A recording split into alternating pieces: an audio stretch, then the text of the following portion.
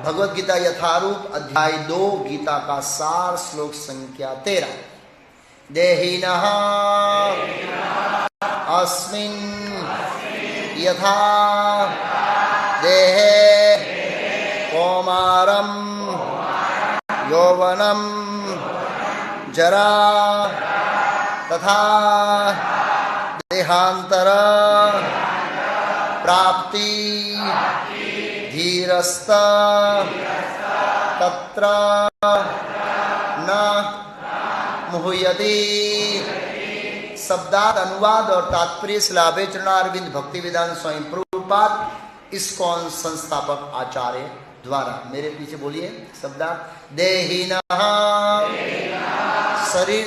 शरीरधारी की, अस्मिन् उसमें, यथा जिस प्रकार, देहे शरीर में, कौमारम बाल्य अवस्था, यौवनम यौवन अवस्था, जरा वृद्धावस्था, च तथा उसी प्रकार, देहांतर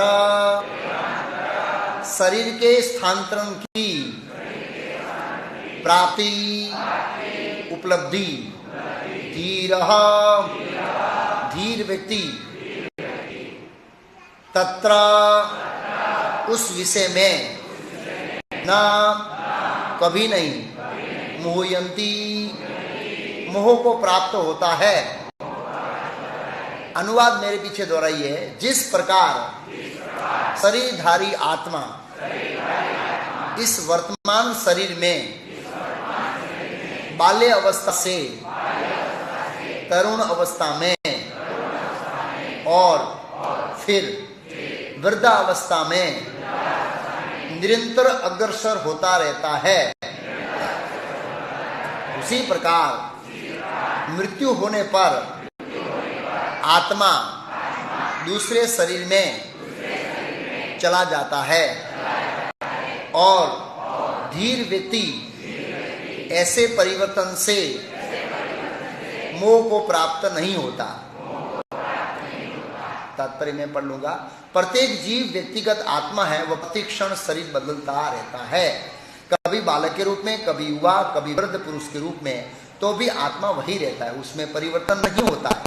वह व्यक्तिगत आत्मा मृत्यु होने पर अंतोगत्वा एक शरीर बदलकर दूसरे शरीर में देहांतर कर जाता है, और चूंकि वो अगले जन्म में इसको शरीर मिलना अस्वयंभावी है, चाहे वह शरीर आध्यात्मिक हो या भौतिक। अतः अर्जुन के लिए न तो भीष्म न द्रोण के लिए ही शोक करने का कोई कारण था, अभी तो उसे प्रसन्न होना चाहिए था कि वे अपने पुराने शरीरों को बदलकर नए शरीर ग्रहण करेंगे, इस तरह से नई शक्ति प्राप्त करेंगे। ऐसे शरीर परिवर्तन में जीवन में किए गए कर्म के अनुसार नाना प्रकार के सुख भोग का या कष्टों का लेखा जोखा होता है। चूंकि भीष्म तथा द्रोण साधु पुरुष थे, इसलिए अगले जन्म में उन्हें आध्यात्मिक शरीर प्राप्त होंगे, नहीं तो कम से कम उन्हें स्वर्ग में भोग करने के अनुरूप शरीर प्राप्त होंगे ही। अतः दोनों ही दशाओं में शोक का कोई कारण नहीं है। जिस मनुष्य को व्यक्तिगत आत्मा, परमात्मा, भौतिक और आध्यात्मिक प्रकृति का पूर्ण ज्ञान होता है, वो धीर कहलाता है। ऐसा मनुष्य कभी भी शरीर परिवर्तन द्वारा ठगा नहीं जाता। आत्मा के एकात्मवाद मायावादी सिद्धांत मान्य नहीं हो सकता, क्योंकि आत्मा के इस प्रकार विखंडन से परमेश्वर विखंडनी या परिवर्तनशील हो जाएगा, जो परमात्मा के अपरिवर्तित होने के सिद्धांत के विरुद्ध होगा। गीता में पुष्टि की है कि परमात्मा के खंडों का शाश्वत सनातन अस्तित्व है, जिसे क्षर कहा जाता है, अर्थात उससे भौतिक प्रकृति में गिरने की प्रवृत्ति होती है। ये भिन्न अंश खंड नित्य भिन्न रहते हैं, यहाँ तक कि मुक्ति के बाद भी व्यक्तिगत आत्मा जैसा का तैसा भिन्न अंश बना रहता है, किंतु एक बार मुक्त होने पर श्री भगवान के साथ सच्चिद आनंद में रहता है। परमात्मा पर प्रतिबिंबवाद का सिद्धांत विभक्त नहीं किया जा सकता, जो प्रत्येक शरीर में विद्यमान रहता है। यह व्यक्तिगत जीव से भिन्न होता है। जब आकाश का प्रतिबिंब जल में पड़ता है तो प्रतिबिंब में सूर्य, चंद्र तथा तारे सभी कुछ रहते हैं। तारों की तुलना जीवों के साथ तथा सूर्य तथा चंद्र की परमेश्वर से की जा सकती है। व्यक्तिगत आत्मा को अर्जुन के रूप में और परमात्मा को श्री भगवान के रूप में प्रदर्शित किया जाता है। जैसा कि चतुर अध्याय के प्रारंभ में स्पष्ट है, वे एक ही स्तर पर नहीं होते हैं। यदि अर्जुन कृष्ण के समान स्तर पर हो और कृष्ण अर्जुन से श्रेष्ठ न हो तो उनके उपदेश अर्थात भगवत गीता तथा उपनिषद का संबंध अर्थहीन होगा। यदि ये दोनों माया द्वारा मोहित होते हैं तो एक को उपदेशक तथा दूसरे को उपदिष्ट होने की कोई आवश्यकता नहीं। ऐसा उपदेश व्यर्थ होगा, क्योंकि माया के चंगुल में रहकर कोई भी प्रामाणिक उपदेशक नहीं बन सकता। ऐसी परिस्थितियों में ये मान लिया जाता है कि भगवान कृष्ण परमेश्वर है, जो पद में माया द्वारा विस्मृत अर्जुन रूपी जीव से श्रेष्ठ हैं। ओम अज्ञानतिमिरान्धस्य ज्ञानाञ्जन शलाकया चक्षुरुन्मीलितं येन तस्मै श्री गुरुवे नमः। नमो ओम विष्णुपादाय कृष्ण कृष्णाय भूतले श्रीमते भक्तिवेदांत स्वामिनिति नामिने। नमस्ते सारस्वती देवे गौरवाणी प्रचारिणे निर्विशेष शून्यवादी पाश्चात्य देशतारिणे। श्री कृष्ण चैतन्य प्रभु नित्यानंद श्री अद्वैत गदाधर शिवासादि गौर भक्तवृंद। हरे कृष्णा कृष्णा कृष्णा हरे हरे, हरे राम राम राम हरे हरे कृष्णा। सभी भक्तों का इस्कॉन जामनगर में रविवार ये कार्यक्रम में स्वागत है। जगन्नाथ रथ यात्रा की उपलब्धि में हम थोड़ी भगवत गीता पर चर्चा करेंगे। जगन्नाथ भगवान कृष्ण के अलग अलग स्वरूप है, उसमें एक जगन्नाथ का स्वरूप है और हर स्वरूप की भगवान के स्वरूप या भगवान के अवतार की विशेषताएं होती है। तो जगन्नाथ भगवान की विशेषता यह है कि जो लोग मंदिर में नहीं आना चाहते हैं उनको बाहर निकलकर दर्शन देकर उनका उद्धार करना चाहते हैं। ये जगन्नाथ भगवान की विशेषता है। आप लोग भाग्यशाली है तो कम से कम मंदिर आए। जैसे कि मैंने कल उदाहरण दिया था, अगर हम थोड़े बीमार होते हैं तो मंदिर में डॉक्टर के पास जाते हैं, लेकिन बहुत ज़्यादा बीमार हो तो डॉक्टर घर में आता है। ऐसे जगन्नाथ भगवान कल जो अतिशय बीमार थे आध्यात्मिक दृष्टिकोण से, उनको देखने के लिए बाजार के अंदर विचरण किया, उनकी ओर दृष्टि डाली, उनको अपना नाम सुनाया, हरे कृष्णा कृष्णा कृष्णा हरे हरे, हरे राम राम राम। श्रीमद् भागवतम के छठे स्कंद में क्या भागवतम लगाना, यहाँ पे टेबल पे भागवतम लगाओ। सांबा प्रभु किधर है, उसको हार भी पहनाना पड़ेगा भागवतम। तो श्रीमद् भागवतम के छठे स्कंद में अजामिल की कथा आती है। भगवान कृष्ण अपने नाम का महात्म्य बताने के लिए भागवत में ये कथा रखी है। ये हरे कृष्ण महामंत्र, एक मंत्र के अंदर इतनी शक्ति है कि यमराज के जो मृत्यु के पास है उसको क्या कर सकता है, काट सकता है। इतना सामर्थ्य भगवान के नाम में। तो भागवत के छठे स्कंद में कथा है उसकी, अभी बताऊंगा और डिटेल में। बच्चे लोग को थोड़ा शांत रखिए। तो भगवान जगन्नाथ ने अपना दिव्य दर्शन दिया, लोगों को अपना नाम सुनाया, अपना प्रसाद दिया। प्रसाद के बारे में बहुत अच्छी कथा है। सब भगवान से अभिन्न है, खासकर भगवान का नाम। पद्म पुराण के अंदर एक श्लोक है, नाम चिंतामणि कृष्ण चैतन्य रस विग्रह नित्य मुक्तो पूर्ण शुद्धो नाम नाभिनो अभिनतवाता। भगवान का नाम और भगवान अभिन्न है। भौतिक जगत में देखते हैं पानी और पानी शब्द और पानी में अंतर होता है। पानी पानी बोलने से प्यास नहीं बुझती है, क्योंकि दोनों अलग है। लेकिन भगवान ने महाभारत की लीला करके, महाभारत में एक लीला में बताया कि किस तरह से मैं और नाम में कोई भेद नहीं। जब माता द्रौपदी का वस्त्रण हो रहा था तो माता द्रौपदी अभी आधुनिक युग में दिल्ली में थी और भगवान कृष्ण कहाँ थे, पास में। कहाँ पर, द्वारका में। तो वहां से दिल्ली से पुकारा तो भगवान आ गए। कैसे पता लगा? भगवान का नाम और भगवान अभिन्न है। हम किसको, मैं विद्यानगर में हूं और भोजानी साहब को बुलाऊंगा, भोजानी साहब आ जाइए तो नहीं आएंगे, क्योंकि वो नाम और नामी में अंतर है। भगवान के नाम और नामी में अंतर नहीं है। दिव्य नाम है भगवान का, उसकी कथा आगे सुनेंगे। तो जगन्नाथ भगवान बड़े कृपालु है। वो इस स्वरूप में आते हैं। और इसके सिवाय भगवान कृष्ण ने भी यदा इदा धर्मस्य ग्लानि भवति भारत अभ्युत्थानम धर्मस्य तदात्मानं सृजाम्यहम्। समय समय पर मैं धर्म की स्थापना करने के लिए आता हूं, क्योंकि धर्म का पालन करने से ही जीव की ऊपर गति होगी, नहीं तो अधोगति होगी, उच्च गति प्राप्त होगी। तो हम सब भगवान कृष्ण के अंश हैं। किसके अंश हैं? जगन्नाथ के अंश हैं हम सब। यही हमारा असली बाप है। भगवत गीता के 15वें अध्याय के 7वें श्लोक में भगवान कृष्ण ने कहा है, ममे वांसो जीव लोके जीव भूत सनातन मनः षष्ठानि इंद्रियाणि प्रकृति स्थानि दर्शति।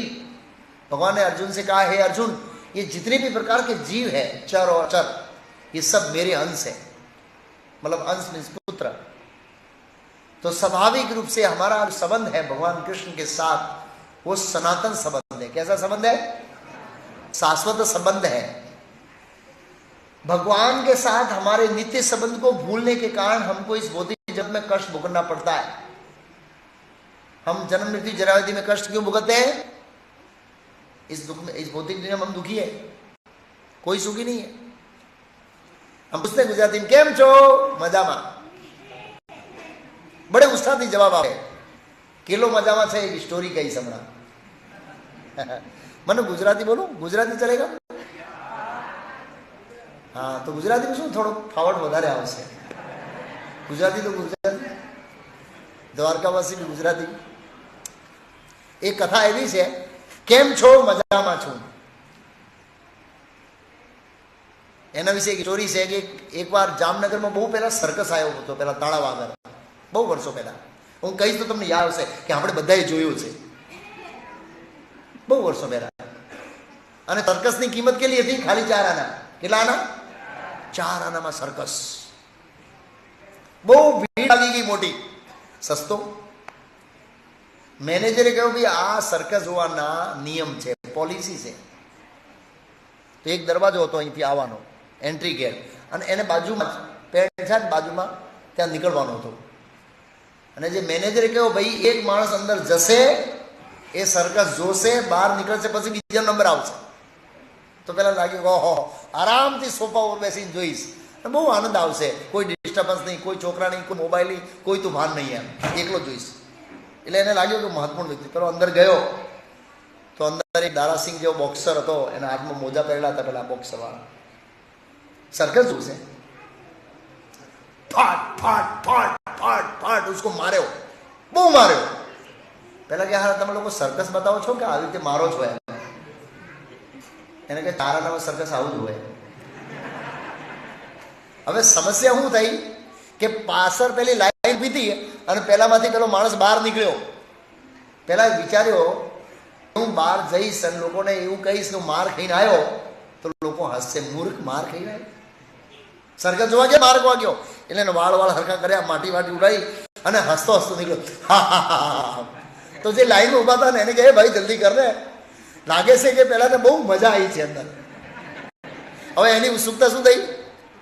વધી ગઈ। મેં જલ્દી કર, પેલો બાઈક લઈ ગયો, જા ભાઈ તું ગયો।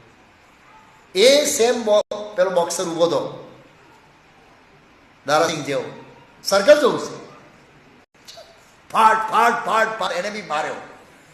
હવે એને વિચારે કે આવું સર્કસ, ચારણમાં આવું સર્કસ હોય। હવે એવું વિચાર્યો કે મારા આગળનો માણસ છે, સર્કસ જોઈ નીકળ્યો, કારણ કે હસતો હતો, એને મજા આવી, મેં માર ખાધો એટલે હું કહીશું માર ખાઈને આવ્યો તો લોકો કહે છે મૂર્ખ, તારે આગળનો વાળો તો સર્કસ જોઈને આવ્યો, તું માર ખાઈને આવ્યો। એટલે એને બી કૃત્રિમ રૂપે હસવાનું ચાલુ કર્યું। કેવી રીતે? જેવી રીતે આપણે હસીએ છીએ, કેમ છો? મજામાં। અરે 1000 ટેન્શન છે, ઘરની લોન છે, છોકરાની લોન છે, ફેમિલી પ્રોબ્લેમ છે, જોબ પ્રોબ્લેમ છે, બિઝનેસ પ્રોબ્લેમ છે, પ્રોબ્લેમ છે, કેમ છો? મજામાં। આવી રીતે બધા જોઈને આયા, કોઈ એ કહ્યું નહીં કે અંદર શું છે। તો આ સંસાર શું છે? સર્કસ છે। અને આપણે બધા શું છીએ? આ સંસારમાં છીએ, માર ખાઈએ છે, પણ બહાર પૂછે કેમ છો? મજામાં ના હોય તો એ બોલે તો આ કૃત્રિમ છે। એકવાર હું વલસાડ જતો હતો અને મારા આગળ એક છોકરો તો બાઈક ચલાવતો હતો, આમ હસતો હતો। મેં કહું આ જો ગબડી જશે ને તો આ સ્માઇલ એની ઉડી જશે એક સેકન્ડ. એટલે આપણી જે સ્માઇલ છે એ કૃત્રિમ છે, થોડા સમય માટે છે. એકવાર હું ગુજરાત ક્વીનમાં આવતો હતો, સવારે ભરૂચથી બેઠો, એક છોકરો હતો દરવાજા પાસે બેઠો હતો, મોબાઈલમાં ગાય સાંભળતો હતો, આમ કાનમાં સ્પીકર આમ કરતો, દાદર ઉપર બેઠો બેઠો આમ ડાન્સ કરતો હતો.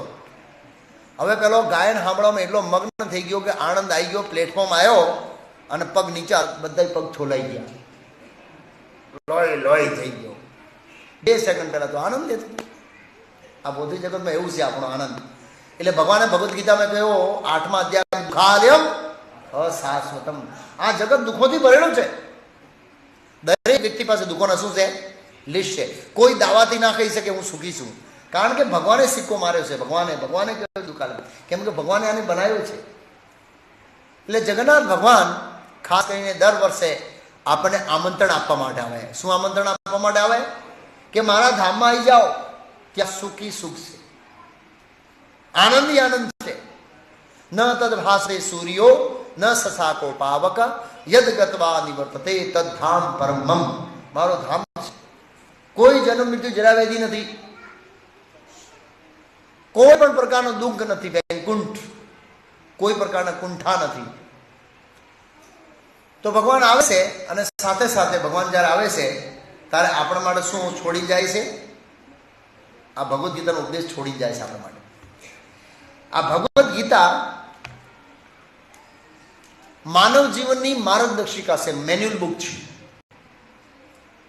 અહીંથી ભગવદ્ધામ કેવી રીતે જવું એ ભગવાન શ્રી કૃષ્ણે શોમાં બતાવ્યું છે? સંક્ષિપ્તમાં ભગવદ્ ગીતામાં બતાવ્યું છે. અને વિસ્તાર ભાગવતમ ક્યાં છે? હા, પહેલા આ ભાગવતમ છે, વિસ્તારથી બતાવ્યું છે. એમાં અલગ અલગ લીલાઓથી ભરપૂર છે ભાગવતમ. તો એમાં બતાવ્યું છે કેવી રીતે ભગવદ્ધામ જવું. ધ્રુવ મહારાજ આ શરીર સાથે ભગવદ્ધામ ગયા હતા. કયા શરીર સાથે? આ શરીર સાથે. ભાગવતમાં કથા છે બહુ સુંદર. એ રીતે ઘણા બધા ભગવાનના માન ભક્તોની કથા છે કે કેવી રીતે ભગવદ્ધામ ગયા. તો આ માનવ જીવન છે એ 84 લાખ યોનિઓને પાર કર્યા પછી મળે છે અને બહુ કિંમતી છે. આ માનવ જીવન ભગવાને આપ્યો છે એ સમજવા માટે હું કોણ છું, હું ક્યાંથી આવ્યો છું, અને ખાસ કરીને હું દુઃખી કેમ છું.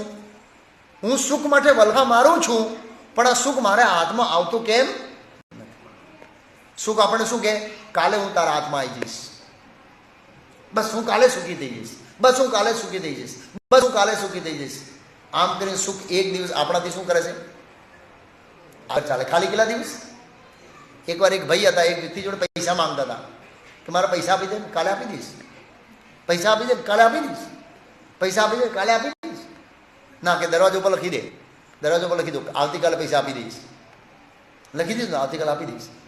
એ આવતીકાલ કોઈ દિવસ આવ્યો? એ આ સુખ છે એ કોઈ દિવસ આપણા હાથમાં આવવાનો, કેમ કે આપણે જે સુખ ખોરીએ છે જગ્યા ખોટી છે. આ જામનગર જગ્યા ખોટી છે, એમાં સુખ મળવાનો નથી. જે કથાકથિત સુખ છે એ ભ્રમ છે, વાસ્તવિક સુખ નથી. એમ જે રીતે હરણ હોય, સૂર્યની કિરણ પડે અને રેતી હોય, રેગિસ્તાન, તો એના પ્રતિબિંબ પડે એટલે દેખાય કે ત્યાં શું છે? પાણી. પણ ત્યાં પાણી હોતો નહીં. હરણ બિચારો દોડી દોડી દોડી દોડી દોડી દોડી દોડી દોડી દોડી મરી જાય, પણ એને ત્યાં રેગિસ્તાનમાં પાણી મળતો. તો આપણે આ જન્મ નહીં, કરોડો જન્મોથી આ રણમાં, ભૌતિક સંસાર રૂપી રણમાં શું કરતા આવ્યા છીએ? દોડતા આવ્યા છીએ. હજુ સુધી પાણી મળ્યો નથી, મતલબ સુખ મળ્યો નથી. સુખ આપણા એક કદમ શું ચાલે છે? હાથ ચાલે છે. પણ માયા આપણને લલચાવે છે. આ વસ્તુ મળી જાય તો સુખી થઈ જવું. એક ભક્ત મને મળ્યા, ભક્ત હતા કે પ્રભુજી જ્યાં સુધી મકાન ઉદ્ઘાટન ના થાય ને ત્યાં સુધી જ મકાનનો આનંદ છે. એકવાર સગાવાળા જોઈને જતા રહે ને પછી તો ખાલી હપ્તા જ ભરવાના છે.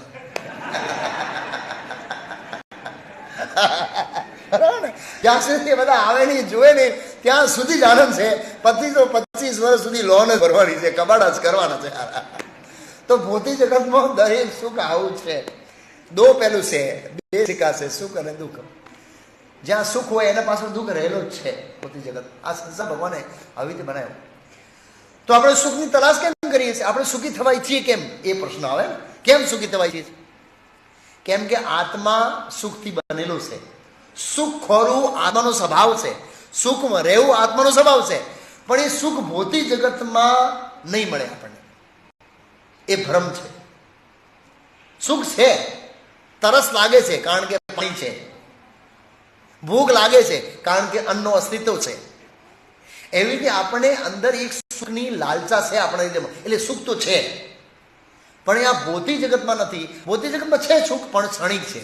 ક્ષણિક એટલે જે વસ્તુનો આરંભ અને જે વસ્તુનો નાશ થાય એને ભૌતિક કહેવાય.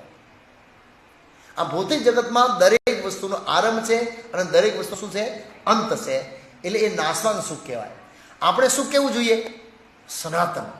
આપણે બજારની વસ્તુ લેવા જઈએ, પહેલા પૂછીએ કેટલી ચાલશે? શું પૂછીએ? કેટલી ચાલશે? એને પાછળ આપણો ઈરાદો શું છે? કેટલી ચલાવવાની ખબર છે? આજીવન. આ વસ્તુ કેટલી ચાલશે? અરે મેં સનાતન કાળ પણ ચલાવી છે, કેમ કે આત્માનો સ્વભાવ છે. આપણે તરત કેટલી ચાલશે એને આત્મા જોડે શું કરીએ છીએ? રિલેટ કરીએ, જોઈન્ટ કરીએ છીએ. એમ તો ભગવાન જગન્નાથ આ દુનિયામાં આપણને સુખી બનાવવા માટે આવે છે. શું બનાવવા માટે આવે છે? હા, તો ભગવાન કૃષ્ણે આ સુખી બનાવવા માટેની ફોર્મ્યુલા ભગવદ્ ગીતાને આપી છે. દુર્ભાગ્ય છે કે આ ભગવદ્ ગીતા આ માર્ગદર્શિકા છે, મેન્યુઅલ બુક છે. આપણે ભારતીયોની આદત છે મેન્યુઅલ બુક આપણે ક્યારે વાંચીએ? માનો કેમેરો લાયા અને મેન્યુઅલ બુક આવી, આપણે કોઈ દિવસ ના ખોલીએ. અને ક્યારે ખોલીએ આપણે? જ્યારે કેમેરો બગડી જાય ને તારે કેટલા પેલો મેન્યુઅલ બુક લા. આપણે આવું જ છે. આ શરીર કેમેરા રૂપી છે અને ભગવદ્ ગીતા મેન્યુઅલ બુક છે. ત્યારે માણસ મરી જાય તો કે હવે 12માં પેલો 12મો જાય વાંચો લ્યા કે. અલ્યા ભાઈ, આ તો જયારે જીવતો હતો તારે વાંચવાની જરૂર હતી. અને બિચારા તો બી જવાની જો ભક્તિ કરે તો જે બુજુર્ગ છે, વૃદ્ધ, શું કહે? આ તો કઈ ઉંમર છે તારી? શું કે જવાની જયારે ભક્તિ કરવાની ચાલુ કરે તો ઘરના વડીલો શું કહે? આ તો કઈ ઉંમર છે તારી ભક્તિ કરવાની? તો ભાઈ કઈ ઉંમર છે? કે 50 પછી. અને 50 પછી ગીતા લઈને જઈએ. કાલે જ હું જે બુક ટેબલ પર બેઠો હતો, એક માતાજી આયા, અરે પેલી મોટી અક્ષર વાળી ગીતા નથી તમારી કે? હવે જયારે અક્ષર મોટા હતા તારે વાંચી નહીં અને આંખના ડેટા પૂરા કરી નાખ્યા. શું કરી? આના બી એક કોટા હોય છે. કોટામાં ડેટા હોય છે કે તમે 5000 કલાક જોઈ શકશો, 25000 કલાક જોઈ શકશો. જે રીતે મોબાઈલમાં ડેટા હોય ને 4 GB. હવે 4 GB તમે મહિનામાં ઉપયોગ કરી શકો, 6 મહિનામાં ઉપયોગ કરી શકો અને 1 દિવસમાં ઉપયોગ કરી શકો, બરોબર ને? તો એવી રીતે આપણે શું કહીએ છીએ? આ આંખના કોટા પૂરા કરી દઈએ છીએ. મોબાઈલ જોઈ જોઈ કામનો નથી જોવા દે. એક બાર હું વલસાડથી ગુજરાત ક્વીનમાં બેઠો 4 ને 10, બહુ વર્ષ પહેલાની વાત. તે ટાઈમ ફેસબુકનો ક્રેઝ હતો. એમ आता तो फेसबुक નો ક્રેઝ કરતો રહ્યો. નવો આવ્યો છે જે બી હોય. એક છોકરા ફેસબુક ખોલી મારા બાજુમાં 9 ને 10 આણંદ આવ્યો. બાજુવાળાનો મિત્ર કે આણંદ આવી. વ્યક્તિ ડૂબી જાય. એવી રીતે આપણે આખી જિંદગી આવી રીતે ડૂબી જઈશું, છેલ્લે યમરાજ આવશે. ટાઈમ પૂરું થઈ ગયું. બહુ જલ્દી આવી ગયા યમરાજ તમે. શ્રીમદ ભાગવતમ બહુ સુંદર શ્લોક છે. જ્યારે ધૃતરાષ્ટ્ર મહારાજને સમજાવવા માટે વિદુરજી આવે છે. વિદુરજી યમરાજ છે, યમરાજનો અવતાર છે વિદુરજી. ભાગવતમ વાંચશો તો એમાં લખેલો છે. આપણે બધા ધૃતરાષ્ટ્ર મહારાજ જેવા જ છીએ. વૈદિક સંસ્કૃતિ અનુસાર 51 એટલે વનમાં જોયું તો વન તો હવે રહ્યા નહીં હારા, પણ કમસે કમ સત્સંગ તો ચાલુ કરવું જોઈએ. ધૃતરાષ્ટ્રના જીવનમાંથી બધું ગતું. ધૃતરાષ્ટ્રને બહુ જણા સમજાયો, ના સમજ્યા ધૃતરાષ્ટ્ર મહારાજ. ધૃતરાષ્ટ્ર મહારાજ લોહી ચુંબકને ઉપર ફેવિકલ લગાવીને સિંહાસન પર બેસી ગયા. કોને ઉપર? લોહી ચુંબકને ઉપર ફેવિકોલ, એટલે ડબલ ચોટી ગયા. બહુ લોકોએ હલાયા એને. ભગવાન કૃષ્ણ બી હલાયા, મૈત્રેય મુનિ હલાયા, પરાશર મુનિ હલાયા, પણ સિંહાસન એનો બધું છોકરા ગતા રહ્યા, બધું ગતો રહ્યો, કશું જ રહ્યો નહીં. તો બી પોતાની જાતને રાજા સમજતા હતા. અને યુધિષ્ઠિર મહારાજજી માનતા. હવારેજી રોજ પ્રણામ કરે, મહારાજ કી જય હો. રાજા તો તમે જ છો? હા, હું રાજા છું. વિદુરજી જોયો કે મારા મોટા ભાઈનું ધાર કરવું પડશે. હજુ બી આ આસક્તિની અંદર જીવે છે. વિદુરજી પાછા આયા અને સીધા ગુજરાતી ભાષામાં ખખડાયા. તમને ઉધરસ આવે છે?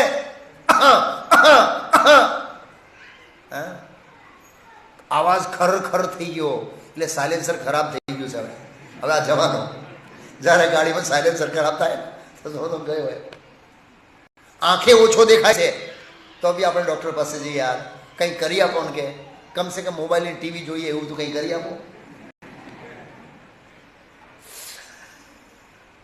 પાચન શક્તિ ઓછી થઈ ગઈ, દાંત પડી ગયા છે, અને ભીમ તમને કૂતરાની જેમ રોટલી નાખે, તમને શરમ નહીં આવતી? હજુ નીકળો એથી બહાર. આત્મા સાક્ષાત્કાર માટે પ્રયાસ કરો, ભક્તિ કરો અને આ સંસારમાંથી બહાર નીકળો. એમ તો એમાં વિદુરજી બહુ મસ્ત કે આ દુસ્તર કાળ આ કાળ એવો છે કે જે સંસારિક કાર્યોમાં જે ડૂબેલો હોય એને અચાનક પકડી લે.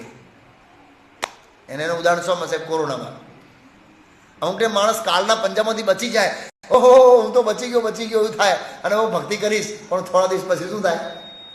કાલે જ કોઈની વાત કરતા મોતને જોઈને પાછો આવ્યો, પણ તો બી હજુ અંદર સુધરવાની આદત નથી. આપણે એવા જ જાની સોની આવિષ્કારી.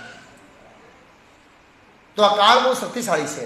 આ શ્લોકમાં એ જ બતાવ્યો, દેહિનો સ્મૃતા દેહ કૌમારમ યૌવનમ જરા તથા દેહાંતર પ્રાપ્તિ. આપણે પેલા બાળક હતા, શું હતા?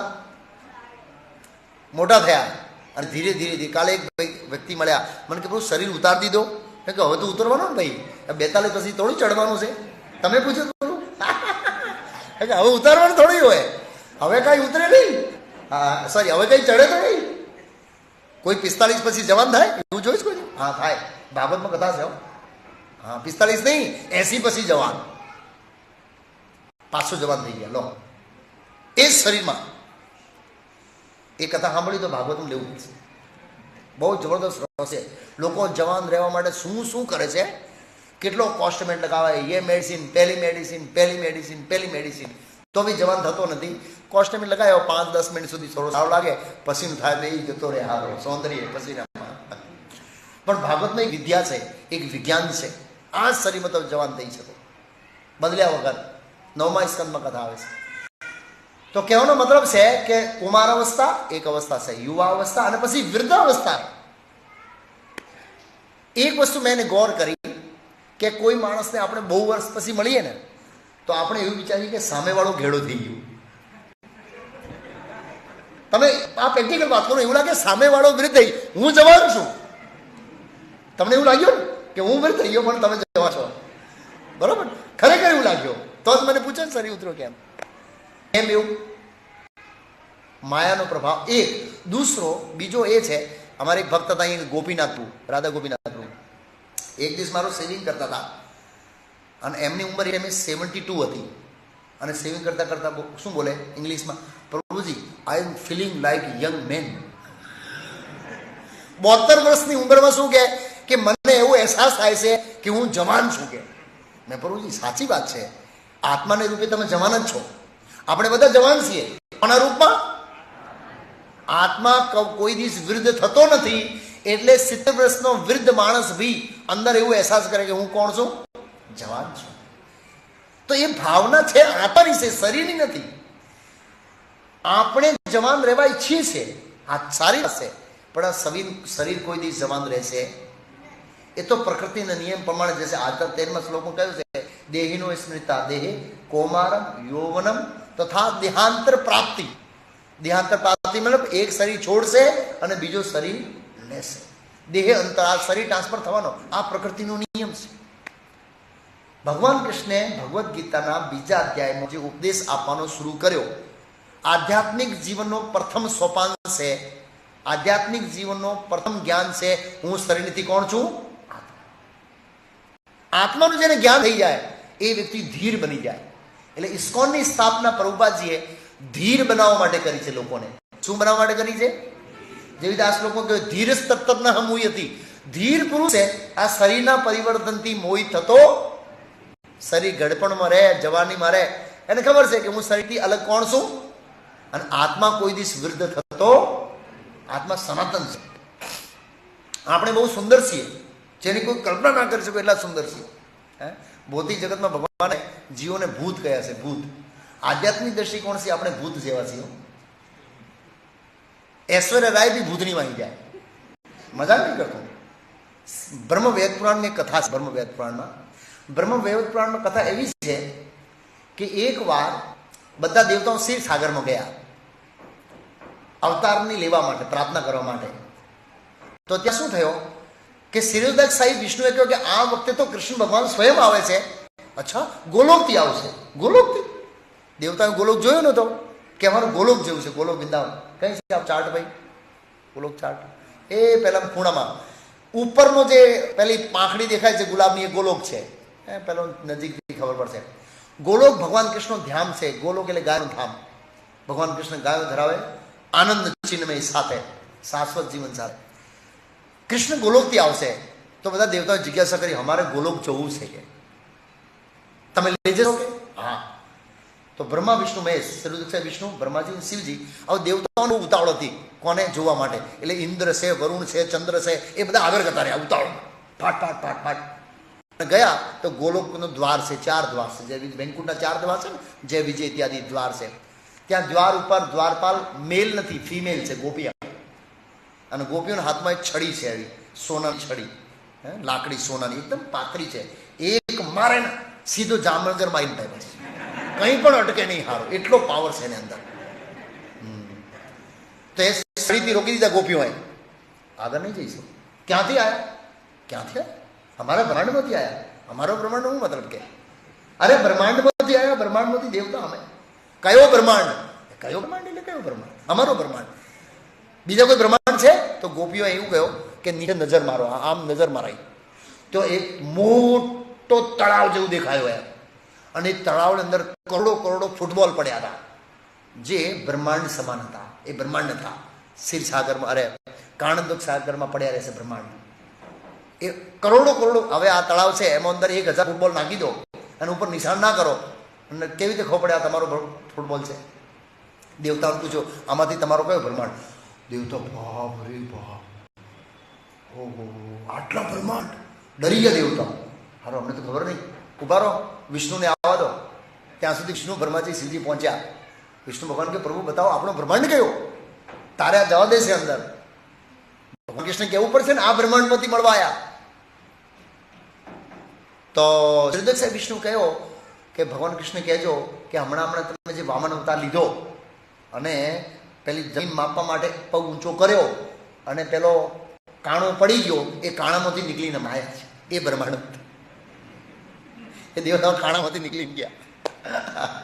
એ કાણો પડી ગયો, ત્યાંથી પાણી આવ્યો તો ગંગાજળ, એ કાણામાંથી પાણી નીકળ્યો શિવસાગરનો. હા, અરે કાણ સાગર પાણી, એ ગંગાજળ ભગવાન વિષ્ણુના ચરણ સ્પર્શ થવાથી ગંગાજળ બને. એવી કથા ભાગવતમાં છે. બહુ બધી કથાઓ ભાગવતમાં છે. પછી શું થયો? ભગવાન કૃષ્ણ સંદેશા, ગોપીઓ ગઈ, કૃષ્ણ ભગવાનને પૂછો આવવા દો. બધા દેવતાઓ ગયા. હવે દેવતાઓ આમ જુએ.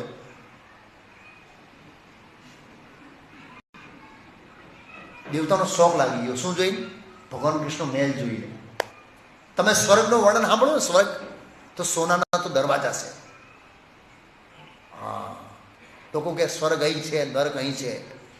એ સેમ્પલ છે. શું છે? સેમ્પલ. નરકનું સેમ્પલ હોસ્પિટલ, અને કાશ્મીર સ્વર્ગનું સેમ્પલ. રિયલ નથી. સ્વર્ગને તમે વર્ણન સાંભળો તો ઓહો, શું સ્વર્ગ છે. દેવરાજ ઇન્દ્ર કે યાર અગ્નિદેવ, આપણા મહેલ તો આને સામે કેવા લાગે છે ખબર છે? પારસમણીઓના મહેલ હતા. સોના મહેલ હતા. પારસમણી એટલે શું ખબર છે? મલ્ટી કલર રિફ્લેક્શન કરે. માતાજીએ લાલ કલરની સાડી પહેરી હોય તો સામે આખો જમીન શું થઈ જાય? ગ્રીન થઈ જાય. કોન્ટ્રાસ્ટ કલર ઊભા થઈ જાય. પારસમણી મલ્ટી કલર પહેરે. વૈદુર્ય મણીથી બનેલા હતા બધા મહેલો. બ્રહ્મસિદ્ધામ શ્લોક છે, ચિંતામણી પર કર સદમ સુકલ્પ વૃક્ષ લક્ષા વર્તે સુસુરવીર રવિપાલયંતમ ગોવિંદમાદિ પુરુષમ તમહમ ભજામિ. પારસમણીઓના બનેલા મહેલો હતા. પછી કે હારા, આને સામે તો આપણા મહેલ ખંડેર જેવા લાગે છે. અને પછી ગોપીઓને જોઈ, બાપ રે બાપ. ઇન્દ્ર કે યાર વાયુદેવ, આપણી ઉર્વશી તો આને સામે તો ભૂતની જેવી લાગે. નહીં, આ બ્રહ્મવેદમાં કથા છે. તમે વિચાર કરો, ગોપીઓ એટલી સુંદર છે, એને એની નજરમાં ઉર્વશી, જેને બડા મોટા મોટા ઋષિઓ જોઈને પડી ગયા, રાજાઓ જોઈને પડી ગયા, અપ્સરા છે ટોપ 10 નંબર 1 સ્વર્ગની, એ ભૂતની જેવી લાગતી હોય તો ભૌતિક જગતની જે કથાકથિત જે અપ્સરાઓ છે, અપ્સરાઓ મતલબ શું કહેવાય, હિરોઈનો, તો એ એના સામે તો ચુડેલ જેવી લાગતી હોય. ની મજાક નહીં કરતો. આપણે બધા અહીં આપણે બધા જવાન રહેવા ઈચ્છીએ છીએ, ખબર છે? કેવી રીતે ખબર આપણે જવાન રહેવા ઈચ્છીએ છીએ? મેં જોયું છે ઘણી વાર લોકો પોતાના સ્ટેટસમાં, વોટ્સએપમાં, ફેસબુકમાં માણસ ઘેડો થઈ ગયો હોય ફોટો જવાનીનો રાખે. એનો મતલબ છે કે આપણે ઘેડા થવા ઈચ્છતા નથી, આપણે જવાન રહેવા ઈચ્છીએ છીએ. તો આપણે જવાન જ છીએ, ઈચ્છીએ નહીં, જવાન જ છીએ. આધ્યાત્મિક જગતમાં આપણે શું સુંદર છીએ, ઓહો, કલ્પના નહીં કરો એવો સૌંદર્ય છે. પણ આ ભૌતિક શરીર જડ છે, એને તમે ગમે તેલો હાંચો, કરોડો રૂપિયા ખર્ચો કરો તો આ તો શરીર ઉતરવાનો પાક્કો છે. દેહીનો સ્મૃતા દેહે કૌમાર તથા દેહાંત પ્રાપ્તિ. દેહાંત પ્રાપ્તિ એટલે શરીર પરિવર્તન થાય.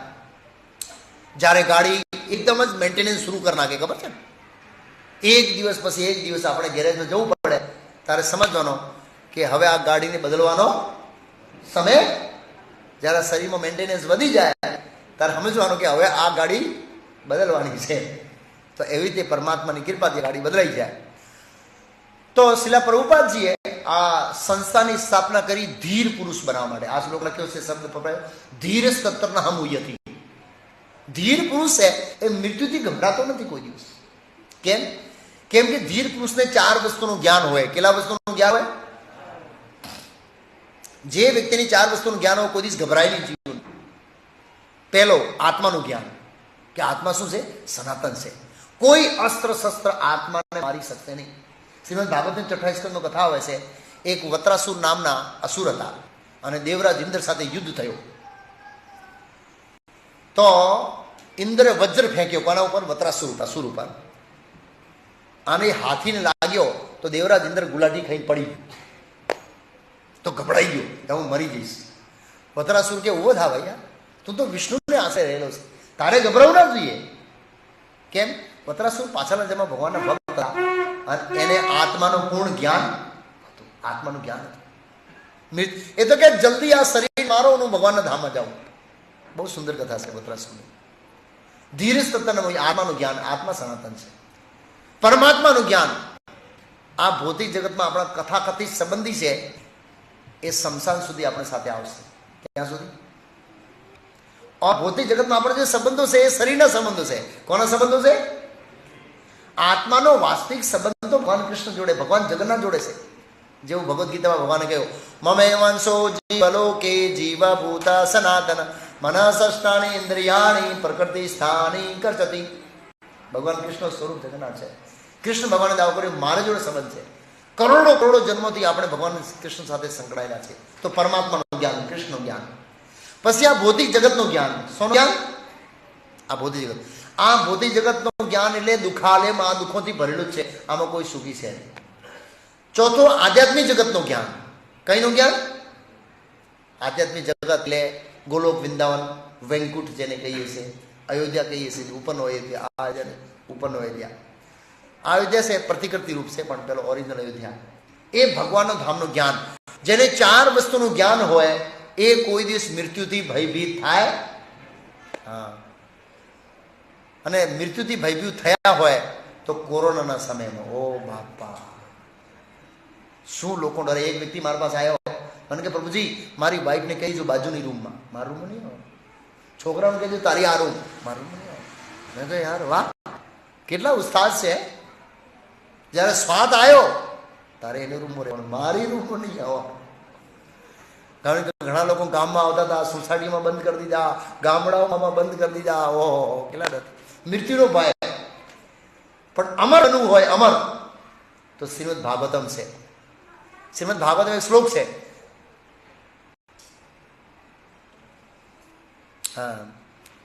નારાયણમ નમસ્કૃત્યમ નરમ ચૈવ નરોત્તમમ દેવીમ સરસ્વતી વ્યાસમ તદો જય મુદિરે. આ શ્રીમદ ભાગવત में એ મૃત્યુ પર વિજય પ્રાપ્ત કરવાનું સાધન છે. અને કોઈ શ્રીમદ ભાગવતમ વાંચે, ભાગવત શ્લોક છે ભયમ દ્વિત્યાદ અભિનિવેશ સ્યાત, કોઈ શ્રીમદ ભાગવતમ વાંચે તો એ વ્યક્તિ નિર્ભય થઈ જાય. એનું ઉદાહરણ કોણ છે ખબર? 12મા સ્કંદનો પાછળ ફોટો છે પરીક્ષિત મહારાજ.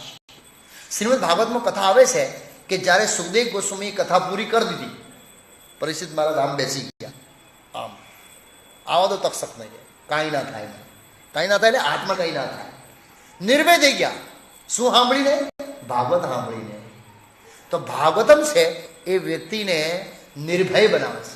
અને તક્ષક ના કર્યો, શરીર ખલાસ થઈ ગયો, આત્મા દિવ્ય સ્વરૂપમાં અંદર કઈ જતા રહ્યા ભગવાનના ધામ. તદો જય મુદિરે.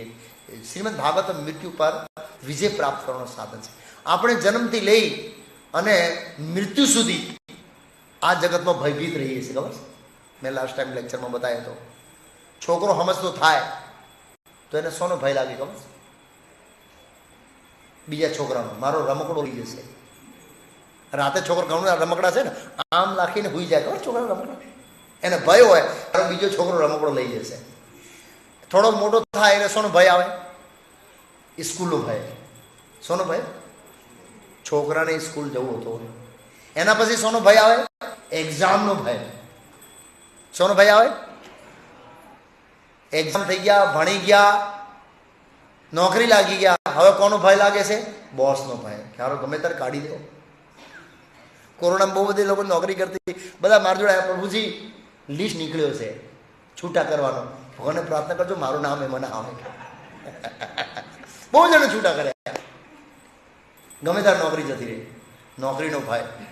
નોકરી લાગી, લગ્ન થઈ ગયા, પછી કોનો ભય? છોકરીનો ભય. હા, એવું જોવા મળે. પતિ પત્નીથી ભયભીત હોય, પત્ની પતિથી ભયભીત. મેં જોયું ઘણી વાર. હું ગ્રસ્તનો પ્રચાર કરતો હું અને રાત્રે 10 વાગ્યા સુધી મીટિંગ ચાલતી હોય એટલે હોમ મિનિસ્ટર ફોન આવે, ક્યાં છો? મંદિરમાં છું, મીટિંગ ચાલે છે. અડધો કલાક થઈ જાય, ફરી ફોન આવે, ક્યાં છો? થોડોક અવાજ ઉપર જાય, મંદિરમાં છું, મહાપ્રભુજી મીટિંગ ચાલે છે. ક્યાં છો? પેલા પ્રભુજી ફોન આપી દીધો, પ્રભુજી મારી વાત જોડે વાત કરું, તમારા જોડે બેઠો છું કે. એનો મતલબ વાઈફને ડર છે કે હારો કોઈને લઈને ફરે છે. બધા તમને પરિવારને આ તો એક્સપિરિયન્સ છે માતાજી અને પ્રભુજી. અને હસબેન્ડને ડર છે કે હારી આ કામ ફરતી હશે, ભયભીત. એના પછી શોનો ભય ઉત્પન્ન થાય? થોડા વૃદ્ધ થઈ જઈએ, મહેનત કરીને પૈસા કમાયા હોય, બેંકમાં નાખ્યા હોય, કે હારા આ પૈસા છે ને છોકરા ઉડાઈ ના દે તો સારું છે. મેં હારા રિલાયન્સમાં મારું બધું અપડાઉન કરીને કમાયા, એટલી મહેનત કરીને આ હારા પાર્ટીઓ કરી શું કરશે, એટલે ડર હોય એમાં. એના પછી શોનો ડર? મૃત્યુનો ડર. તો જોયું તમે, જન્મથી લઈને મૃત્યુ સુધી આપણે શોમાં રહ્યા? ભયમાં રહ્યા. પણ આ શ્રીમદ ભાગવતમ છે એ આપણે અભય બનાવશે. ધીર સત્તરનું 4 વસ્તુનું જ્ઞાન. હવે એનું એક સિમ્પલ ઉદાહરણ આપી દઉં. કેવી રીતે? માન લો કોઈ ભાડાના મકાનમાં રહે, માલિક કે ખાલી કરો, તો રાતે શું ભય ઉત્પન્ન થાય? બધા બાળકો છોકરા લઈને જઈશ કા? રાતે કોણ મકાન આપે? ભય ઉત્પન્ન થાય કે ના થાય? આપણે ભાડાના મકાનમાં રહીએ છીએ, પણ પોતે બુકિંગ કરાવી દીધું ત્યાં અંદર છે, સુરભીકુંજ બાજુમાં. દરવાજા બાકી છે, લાઇટનો કનેક્શન બાકી છે, પાણી વાળીનું કંઈ બાકી, નાનું મોટું કામ બાકી છે. માલિકે કઈ કરો, પકડ તારી ચાવી, 2 દિવસમાં કામ કરાવી દઈશ. મારું પોતાનું ઘર તો છે, એટલે પોતાના ઘરમાં જવામાં કોઈને ભય ઉત્પન્ન થશે. એવી રીતે જેણે ભક્તિ કરી અને વેંકુટમાં શરીરનું બુકિંગ કરાવી દીધું છે, મૃત્યુ આવશે તો કે આ શરીર ભાડાનું જ ઘર છે. હા, આ તો એગ્રીમેન્ટ કરીને આવ્યા, 60 વર્ષ 3 મહિના 3 દિવસ 3 કલાક 3 મિલી સેકન્ડ. આ એગ્રીમેન્ટ શરીરનો મિલી સેકન્ડમાં થાય. 1 મિનિટ બી કોઈ પણ આગો પાછો કરી શકે, અને જ્યાં આપણી મૃત્યુ લખેલી છે ત્યાં નિશ્ચિત છે, 1 મિનિટ કોઈ આગો પાછો ના કરી શકે. તો જેને પોતાનું ઘર, પોતાના આત્માનું પોતાના સ્વરૂપમાં નિશ્ચિત થઈ ગયું છે, એને કોઈ પ્રકારનો ડર હોતો નથી. ડર અજ્ઞાનને કારણે છે. અજ્ઞાનનો નાશ શ્રીમદ ભાગવતમ કરશે. કૃષ્ણ સૂર્ય સમાન, માયા અંધકાર, જહાં કૃષ્ણ ત્યાં નહીં માયાનો અધિકાર. ભગવાન કૃષ્ણ સૂર્ય સમાન પ્રકાશિત છે. સૂર્ય જ્યારે ઉગે ત્યારે બધા અંધકારનો શું કરી નાખે? એવી રીતે જ્યારે આપણે હૃદયમાં દિવ્ય જ્ઞાન હૃદય પ્રકાશિત, હૃદયમાં દિવ્ય જ્ઞાન પ્રકાશિત થઈ જાય તો બધા પ્રકારનો ભયથી આપણે શું થઈ જઈએ? મુક્ત થઈ જઈએ. તો આ ભગવદ્ ગીતા, શ્રીમદ ભાગવતમ, આ બધા છે એ આપણે ધીર પુરુષ બનાવવા માટે, ધીર સ્તરનામું હતી, ધીર બનવાનું છે આપણે, કે મૃત્યુ સમયે કોઈ પણ પરિસ્થિતિમાં વિચલિત થવાનો, બોલવું બહુ સહેલું છે, પણ જ્યારે મૃત્યુ સામે આવે તો ભલભલા શું થાય? કાપી જાય. પણ જેને જ્ઞાન હોય, શાસ્ત્રનું જ્ઞાન હોય, આત્માનું જ્ઞાન હોય, પરમાત્માનું જ્ઞાન હોય, ભગવાન કૃષ્ણનું જ્ઞાન હોય, એ કોઈ દિવસ મોહિત થતો નથી. તો કળિયુગની અંદર આ જ્ઞાન તો જોઈએ, એને સાથે સાથે ભગવાનના નામનો કીર્તનનો યુગ ધર્મ છે. અલગ અલગ યુગોનો ભગવાનની પ્રાપ્તિ કરવાનો, નિર્ભય થવાનો અથવા વૈકુંઠ જવાનો માર્ગ હતો. એમાં કળિયુગમાં કયો છે? ઇતિ ષોડશકમ નામ નામ કલી કલ્મસ નાશનમ સર્વ વેદી સુદર્શતે ન કરો પર ઉપાય. ઇતિ ષોડશકમ નામ નામ, 16 શબ્દો વાળો. હરે કૃષ્ણ કૃષ્ણ કૃષ્ણ હરે હરે, હરે રામ રામ રામ હરે. આ હરે કૃષ્ણ મહામંત્ર છે. અજામિલે એક નામ પુકાર્યું તો નારાયણ, તરત જ વિષ્ણુ દૂતો આવી ગયા અને મૃત્યુના પાસ, યમરાજના સેવક મૃત્યુના પાસ લઈને આવ્યા હતા, રસ્સો, એમાંથી છૂટા કરી દીધા. ભગવાનના નામમાં એવી દિવ્ય શક્તિ છે. તો એ ભગવાનનું નામ કેવી રીતે લેવું, ભક્તિ કેવી રીતે કરી, ભગવાનની લીલાઓનું શ્રવણ કેવી રીતે કરવું, એ શ્રીમદ ભાગવતમાં છે. તો આપ લઈ શકો છો. આ શુભ પ્રસંગ છે. ભગવાન જગન્નાથ રહેતા હતા, ભગવાન દર્શન આપવા આવ્યા આપણને, વિશેષ વિદ્યાનગરથી. વર્ષમાં એકવાર આવે તો એ પ્રસંગે આપણે આવી રીતે લાભ લેવો જોઈએ.